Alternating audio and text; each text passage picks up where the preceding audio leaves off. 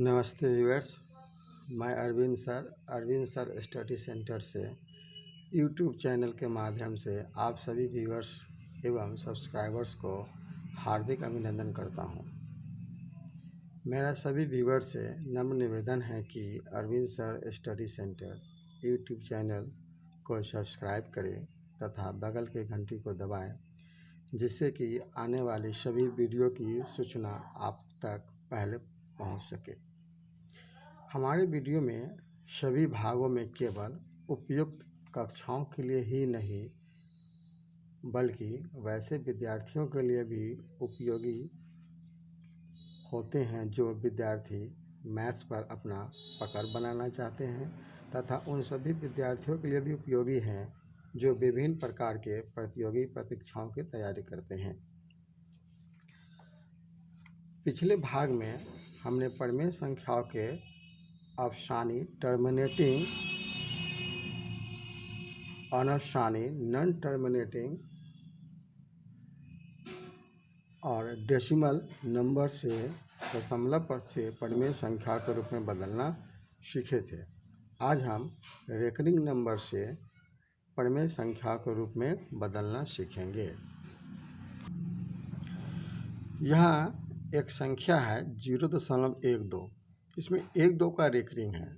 इसका मतलब ये हुआ कि कोई ऐसी संख्या है, कोई ऐसी संख्या p/q के रूप में है जिसमें p में q से अगर भाग किया गया होगा, कोई संख्या में भाग किया गया होगा तो उसका भागफल दशमलव के बाद 1 2 1 2 1 2 1 2 लगातार आता रहा होगा, यानी कि रेकरिंग होगा। 1-2 का रेकरिंग होगा तो हम 0.12 को परिमेय संख्या के रूप में कैसे बदलेंगे यह देखते हैं। माना कि पहले यह देखेंगे कि रेकरिंग कितने अंकों की है। दशमलव के बाद जो संख्या का रेकरिंग है कितने अंकों की है।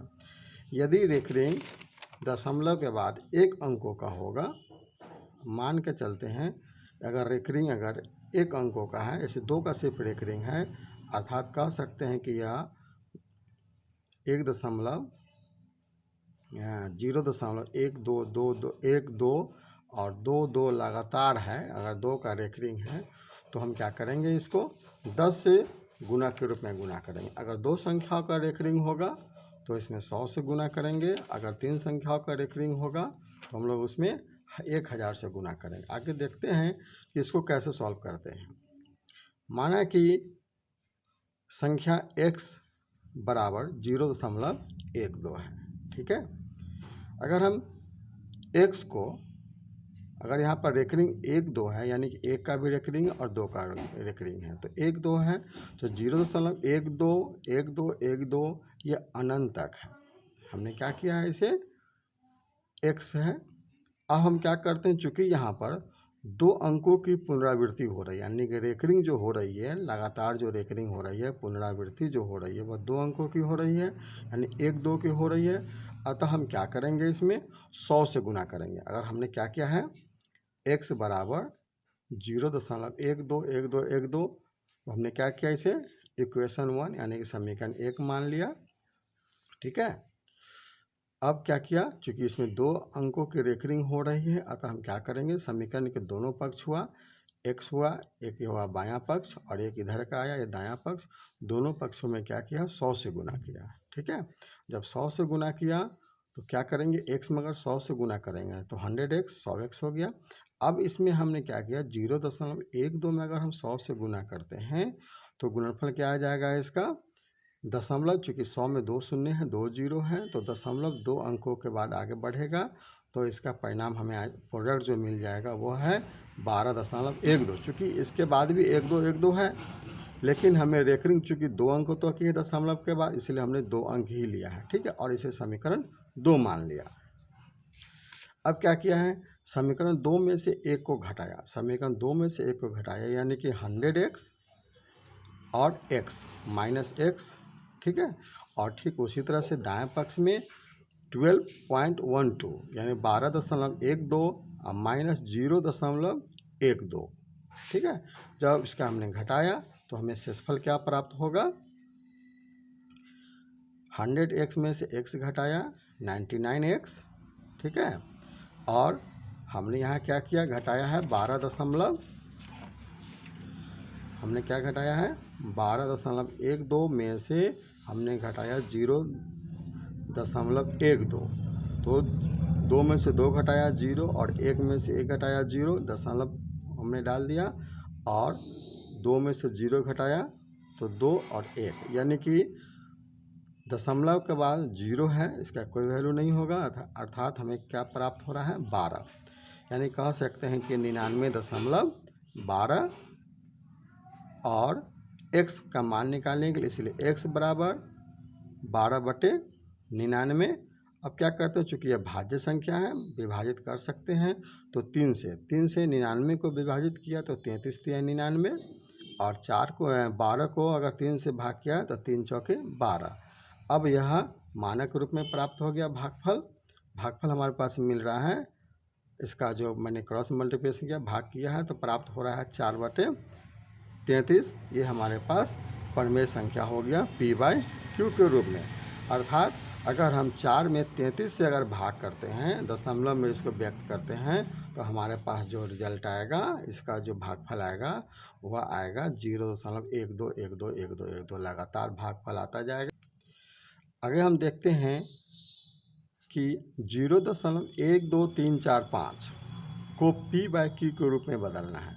अब इसे कैसे बदलते हैं, यहाँ देखते हैं प्रश्न में कि 0.1234, अर्थात इसमें 3 4 5 का रेकरिंग किया गया है, यानी 3 4 5 का लगातार पुनरावृत्ति है। इसका मतलब ये हुआ कि 3 4 5 3 4 5 3 4 5 लगातार आता जाएगा। इसको अगर हम इस तरह से देखते हैं, हल कैसे करते हैं, हल माना कि x बराबर जो संख्या है, हमने संख्या को लिख दिया 0.12345।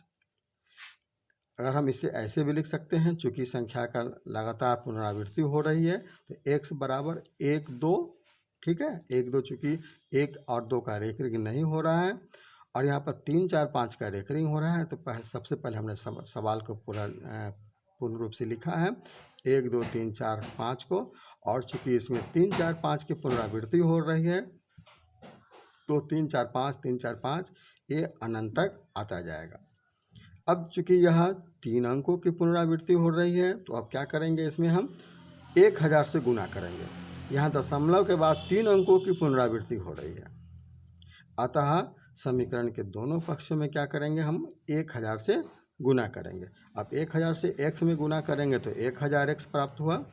अब हम यहाँ पर चूँकि 0.12345 है, 0.12345 और 3 4 5 है, अगर हम इसमें 1000 से गुना करेंगे तो 1000 पर चूँकि 3 जीरो है, तो यहाँ से 0.3 अंकों के बाद दाहिनी ओर, ठीक है, आगे बढ़ेगा, तो हमारे पास यह प्राप्त हो जाएगा 1 2 3, यानी कि 123 दशमलव, और चूँकि दशमलव यहाँ आ रहा है, तो इसके बाद जो संख्या प्राप्त है वह 453। चूँकि दशमलव के बाद हमारे सवाल में 5 अंकों तक है, 1 2 3 4 5, इसीलिए हम भी दशमलव के बाद यहाँ क्या करेंगे, 5 अंक लेंगे, 4 5 3 4 5।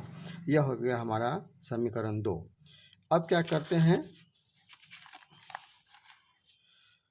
समीकरण 2 में से समीकरण 1 को घटाते हैं। समीकरण 2 हमारे पास है 1000x, और समीकरण 1 हमारे पास है x, और ठीक इसी तरह से दाएं पक्ष में है समीकरण 2 का 123.45345, 45345, और यहाँ हमारे पास है दशमलव के बाद 0 दशमलव, है ना, 0.12345, ठीक है। अब क्या करते हैं, उसमें से घटाते हैं, तो हमारे पास अंतर क्या मिलता है, इसको कर करके देख लेते हैं, ठीक है।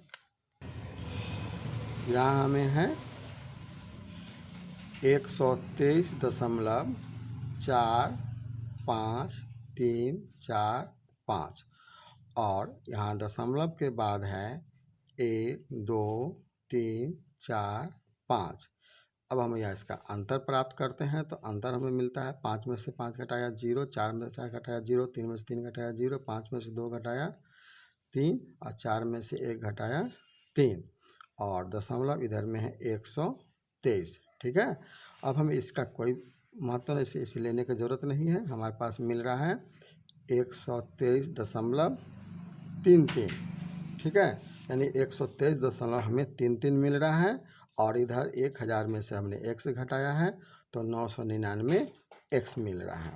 अब क्या करते हैं, इसे x प्राप्त करने के लिए देखते हैं हमारे पास क्या मिला है। 999 x इजकल टू 123.33, और हमें x प्राप्त करना है, ठीक है। x प्राप्त करना है तो 123.33 अब बट्टा में आ गया 999। चूँकि यहाँ दशमलव कहाँ पर इकाई दाएं सैकड़ा 100 के स्थान पर है, तो दशमलव अंश का दशमलव हटाएंगे तो हर में हमें 100 लिखना पड़ेगा। तो यहाँ से दशमलव हट गया। अब हमारे पास जो संख्या प्राप्त हुआ वह हो गया इकाई दाएं सैकड़ा 1000 10,000, यानी 12,333, और नीचे प्राप्त हुआ हर के रूप में इकाई दाएं सैकड़ा 1000 10,000 9,000 इकाई दाएं सैकड़ा 1000 10,000 99,900 हमें प्राप्त हो रहा है, ठीक है। अब चूँकि इसमें भाग करेंगे, यहाँ देखते हैं चूँकि 3 से विभाज्य है, 3 से विभाज्य पता कैसे लगाते हैं ये हम अगले वीडियो में देखेंगे, ठीक है। यहाँ देखते हैं कि 3 6 9 और 3 12, चूँकि 12 है, 12 3 से विभाज्य है, इसका मतलब पूरी संख्या 3 से विभाज्य होगी। और यह भी है 3 संख्या 9 9 9, यानी 9 18 9 27, चूँकि 27 3 से विभाज्य है, इसका मतलब ये भी 3 से विभाज्य होगा। अगर हम इसमें 3 से भाग करते हैं तो हमें क्या मिल रहा है, 3 3 3 0 0। अब हम इसमें 3 से भाग करते हैं तो हमें भागफल क्या मिल रहा है, 3 चौके 12, 3 एकम 3, 3 एकम 3 और 3 एकम 3, यानी कि हमारे पास जो रिजल्ट मिल रहा है वो मिल रहा है 4 1 1 1 और 3 0 3 0 0, है ना। यानी कि 4111 बटे हमें मिल रहा है 33,300, ठीक है। इस तरह से देखते हैं कि 0.12345 का p/q के रूप में बदलने पर परिमेय संख्या हमें क्या मिल रहा है, 4111 बटे 33,300, ये हमारा आंसर हो गया। अब देखते हैं 0.3 या 3 का रेकरिंग किया गया है, रेकरिंग 3 भी पढ़ सकते हैं। 0.3 को परिमेय संख्या के रूप में p/q के रूप में बदलना। इसको कैसे बदलते हैं, माना कि संख्या x इजकल टू 0.3 है और 3 का रेकरिंग है, ठीक है। आगे देखते हैं x इजकल टू, चूँकि 3 का रेकरिंग है इसलिए दशमलव के बाद 3 3 3 3 लगातार आता जाएगा, 3 की पुनरावृत्ति होती रहेगी। चूँकि यहाँ पर दशमलव के बाद 1 अंकों की पुनरावृत्ति हो रही है, सिर्फ 3 की पुनरावृत्ति हो रही है, अतः क्या करेंगे, समीकरण के दोनों पक्षों में 10 से गुना करेंगे। अर्थात हम देखेंगे अगर दशमलव के बाद 1 अंकों की पुनरावृत्ति हो रही है तो समीकरण के दोनों पक्षों में 10 से गुना करेंगे। अगर 2 अंकों की पुनरावृत्ति हो रही है तो समीकरण के दोनों पक्षों में 100 से गुना करेंगे। अगर 3 अंकों की पुनरावृत्ति हो रही है तो 1000 से गुना करेंगे। 4 अंकों की पुनरावृत्ति हो रही है तो 10,000 से गुना करेंगे। इस तरह से जैसे जैसे अंकों की पुनरावृत्ति बढ़ती जाएगी वैसे वैसे यहाँ भी 1 शून्य बढ़ा कर करके 10 100 1000 10,000 लाख इस तरह से गुना समीकरण के दोनों पक्षों में गुना करते जाएंगे। यहाँ पर है चूँकि दशमलव के बाद 1 अंकों की पुनरावृत्ति हो रही है इसलिए समीकरण के दोनों पक्षों में हमने क्या किया, 10 से गुना किया। तो 10 से गुना किया, चूँकि समीकरण 1 हमने यहाँ माना था तो 10 से गुना किया x में तो 10x 10x, और यहाँ 10 से गुना किया तो ये दशमलव सरक कर करके यहाँ आ जाएगा, यानी 3.3। चूँकि इसके बाद 3.3 के बाद 3 3 3 3 लगातार है, 3 की पुनरावृत्ति हो रही है, लेकिन हमने एक ही अंक ले लिया था। क्यों लिया था, क्योंकि हमें सिर्फ दशमलव को यहाँ पर 3 दिया हुआ है, सवाल में प्रश्न में 3 दिया हुआ है, इसलिए हमने एक अंक 3 ही लिया। अब क्या करते हैं, इससे हमने समीकरण 2 मान लिया और इसे समीकरण 1 मान लिया। अब समीकरण 2 में से 1 को घटाया, 10x में से x घटाया और दाएं पक्ष में 3.3 में से 0.3 को घटाया, 10x में से x घटाया तो 9x हमें प्राप्त हो रहा है, और 3.3 में से 0.3 हमने घटाया तो क्या मिलेगा 3.3 और 0.3, तो 3 में से 3 घटाया 0 दशमलव और 3 में से 0 घटाया 3, यानी कि 3 प्राप्त हो रहा है। तो कह सकते हैं कि 9x = 3। इसलिए x का वैल्यू निकालने के लिए यह हो जाएगा 3/9। अब 3 से भाग करते हैं तो 3 × 9 और 3 × 3 हमें क्या मिल रहा है, 3 में 3 से भाग किए भागफल 1 मिल रहा है, और 9 में 3 से भाग किए 3 × 9। तो हमारे पास p/q के रूप में जो परिमेय संख्या प्राप्त हो रही है वो है 1/3। इसका ये हमारा मूल आंसर हो गया। अब देखते हैं कि 1/3 में अगर हम 1 में 3 से भाग करते हैं तो ये भाग दशमलव के बाद जो भागफल प्राप्त होगा वो होगा 0.3333, अर्थात 3 की लगातार पुनरावृत्ति होती रहेगी। ठीक है, इस तरह से इसमें हमने देखा कि कोई भी रेकरिंग नंबर है जिसकी लगातार पुनरावृत्ति हो रही होती है, उसमें हम कैसे उसे p/q के रूप में बदलते हैं। और आप लोगों को हम क्या कर रहे हैं, कुछ ऐसे भी काम दे रहे हैं जो आप इसे कर सकते हैं, होमवर्क के रूप में दे रहे हैं। निम्नलिखित संख्याओं को परिमेय संख्या यानी p/q के रूप में बदलना है। इसमें हमने आपको 12 सवाल दिए हैं, टोटल 12 क्वेश्चंस हैं। इसे आप पुनरावृत्ति p/q के रूप में बदलेंगे। देखेंगे कि यहाँ पर 0.5 है, 5 की पुनरावृत्ति हो रही है, 5 का रेकरिंग है, सिंगल रेकरिंग है। यहाँ भी सिंगल रेकरिंग है, यहाँ पर ट्रिपल रेकरिंग है, यहाँ पर सिंगल रेकरिंग है, यहाँ पर सिंगल रेकरिंग है, यहाँ पर ट्रिपल रेकरिंग है। 3 अंकों की रेकरिंग हो रही है, यहाँ 1 अंकों की रेकरिंग हो रही है, यहाँ भी 1 अंकों की रेकरिंग है, यहाँ 1 अंक, यहाँ पर 2 अंकों की रेकरिंग है, यहाँ पर 1 अंकों की रेकरिंग है, यहाँ पर भी 1 अंकों की रेकरिंग है।